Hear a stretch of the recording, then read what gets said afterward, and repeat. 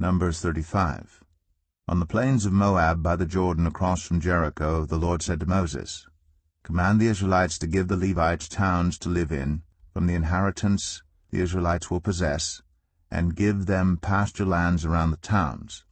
Then they will have towns to live in, and pasture lands for the cattle they own, and all their other animals. The pasture lands around the towns that you give the Levites will extend 1,000 cubits from the town wall. Outside the town measure 2,000 cubits on the east side, 2,000 on the south side, and 2,000 on the west, and 2,000 on the north, with the town in the center. They will have this area as pasture land for the towns. 6 of the towns you give the Levites will be cities of refuge, to which a person who has killed someone may flee. In addition, give them 42 other towns. In all you must give the Levites 48 towns, together with their pasture lands. The towns you give the Levites from the land the Israelites possess are to be given in proportion to the inheritance of each tribe.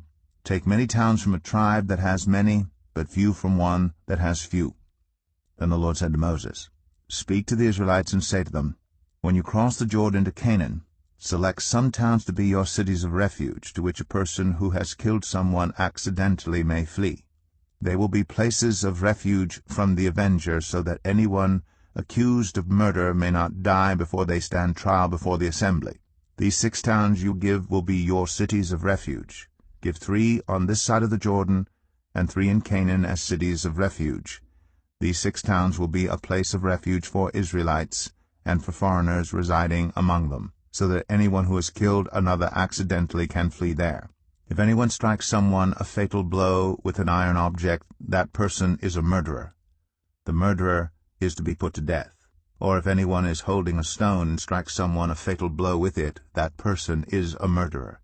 The murderer is to be put to death.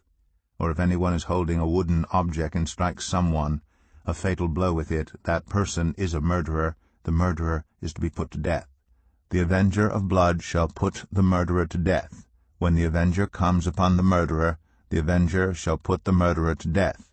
If anyone with malice aforethought shoves another or throws something at them intentionally so that they die, or if out of enmity one person hits another with their fist so that the other dies, that person is to be put to death. That person is a murderer.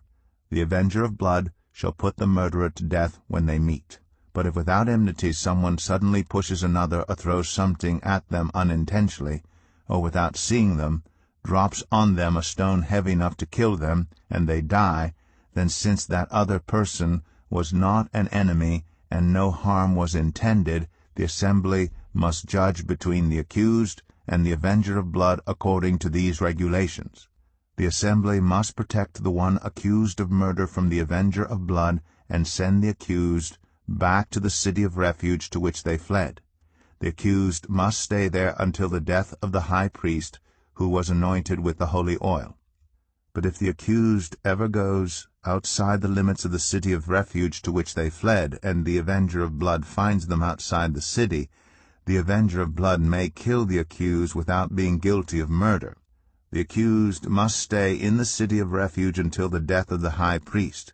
Only after the death of the high priest may they return to their own property.